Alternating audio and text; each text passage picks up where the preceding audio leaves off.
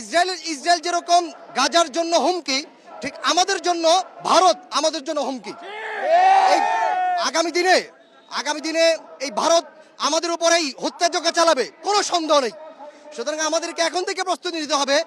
রাসূলুল্লাহ সাল্লাল্লাহু আলাইহি ওয়াসাল্লাম যে হাদিস বলেছেন, আইসাবাতান ইয়াহরাজাহুমুল্লাহু মিনান নার, আইসাবাতুন তাকজুল হিন্দ ও আইসাবাতুন তাকুন মা ঈসা ইবনে মারইয়াম। আমার উম্মতের দুইটি দল, তারা গজওয়াতুল হিন্দে শরীক হবে। একটি দল যারা গজওয়াতুল হিন্দে শরীক হবে, আরেকটি দল যারা বাইতুল মাকদিসে ইহুদিদের সাথে লড়াই করবে। আমরা সেই যুদ্ধের জন্য প্রস্তুত আছি।